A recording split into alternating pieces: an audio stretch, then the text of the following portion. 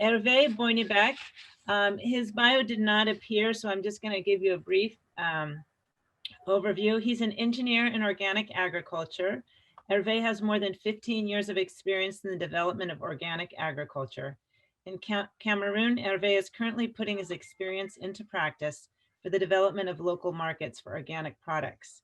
A participatory guarantee system, PGS, has been set up as the primary means by which producers are certified and organized to feed and develop the local organic market.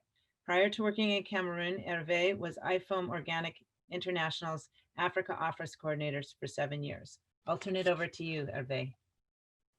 À vous, Hervé. Merci.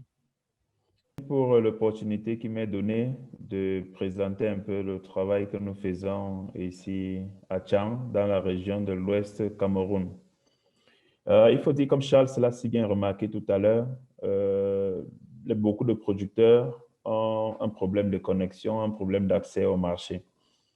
Et c'est pour cette raison qu'ici, nous avons un marché de producteurs biologiques et également de mettre en place une boutique dans laquelle les producteurs que nous encadrons peuvent vendre les produits qui sont certifiés.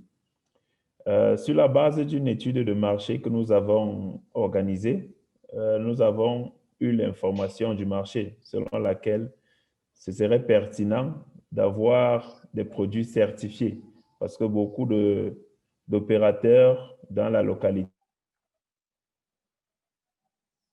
des produits biologiques sans véritable source de vérification.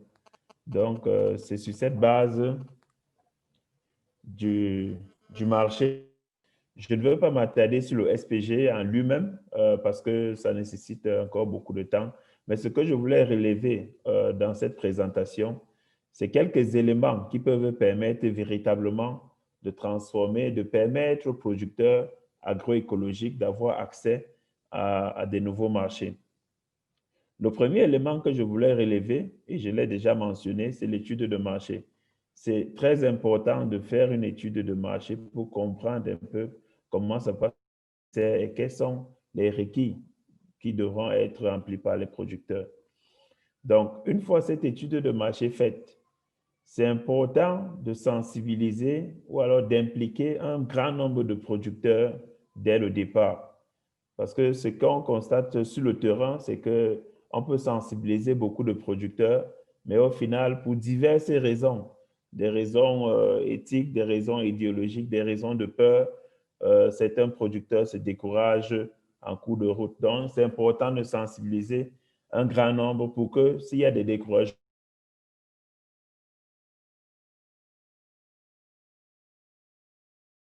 actuellement, comme je disais, c'est le marché de producteurs que nous avons mis en place et puis la boutique de produits biologiques. Dans le SPG, nous le voulons. Tous les produits qui viennent des champs sont certifiés et puissent être vendus dans le marché et dans la boutique que nous avons mis en place. Donc, nous encadrons actuellement 180 producteurs, parmi lesquels 22 sont déjà certifiés à travers le SPG et 158 sont en cours de conversion. On continue, s'il vous plaît. L'autre élément, les diapos sont un peu en retard par rapport à ce que je dis. L'autre élément qui me paraît aussi très important, utiliser un maximum de producteurs. L'autre élément qui me paraît aussi très important et qui est souvent négligé, c'est la formation. La formation des producteurs sur les systèmes participatifs de garantie. Et cette formation-là, elle doit se faire aussi bien théorique que pratique. Nous l'avons fait un peu plus en pratique pour que les producteurs maîtrisent véritablement les pratiques agroécologiques et puissent les mettre en œuvre. Nous avons développé les outils du SPG en collaboration avec les producteurs. Ça, c'est une implication énorme pour pouvoir s'assurer que les producteurs sont véritablement. Juste relever que l'une des étapes, ou alors l'un des résultats importants à notre niveau pour pouvoir véritablement transformer les producteurs en entrepreneurs, c'était vraiment de les impliquer dès le départ dans toutes les étapes de la mise en place du SPG. Et une étape importante, c'était vraiment de développer avec eux les différents outils. Les différents outils que nous avons développés, c'était le cahier des charges, un cahier des charges simplifié, les fiches d'engagement pour que les producteurs puissent s'engager dans le SPG, le processus de certification, comment est-ce qu'on doit certifier, les formulaires de visite et surtout les sanctions en cas de non-conformité. C'est-à-dire si quelqu'un ne respecte pas le cahier des charges, quelle est la sanction qu'on peut lui attribuer.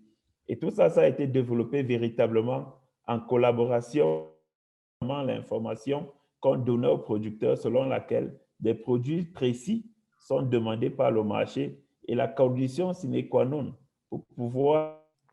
Mais nous avons, ça c'est la dernière diapo que je vais présenter, nous avons eu au cours de ce développement-là fait face à une difficulté majeure. C'était celle que Charles a un peu relevée tout à l'heure, comment transformer les petits producteurs en permettre, une fois que le marché est garanti, le marché qui constitue une incitation forte pour eux, comment est-ce qu'on peut leur permettre véritablement de passer dans les surplus et nous entrons dans une démarche où donc il faut transformer les producteurs en véritables entrepreneurs pour qu'ils comprennent que s'ils produisent, ce n'est pas forcément pour le projet, mais c'est principalement pour eux parce que l'accès au marché peut leur permettre d'augmenter les revenus, de diversifier leurs ventes et de pouvoir encore être plus forts. Et dans ce processus de transformation des producteurs en entrepreneurs, nous avons constaté que c'est important de ne pas tout donner aux producteurs. Au début, on avait commis l'erreur de donner beaucoup d'intrants, d'assurer le transfert des marchés, mais après, nous nous sommes rendus compte que ce n'était pas tout à fait correct parce que les producteurs rentraient dans une dépendance. On avait l'impression qu'ils produisaient plus pour le projet que pour eux-mêmes. Et ça, ce serait mon dernier mot. Mon dernier mot, ce serait que dans ce travail-là, donc, c'est important de sélectionner les producteurs leaders, c'est-à-dire des producteurs qui ont la capacité véritable de comprendre les exigences du marché et de pouvoir produire en répondant à ces exigences-là. Et c'est important, ça veut dire que tout au départ, on sélectionne un grand nombre, mais au final, il faut toujours des producteurs leaders qui vont servir de locomotive pour que le train puisse avancer rapidement. Merci, Jenny.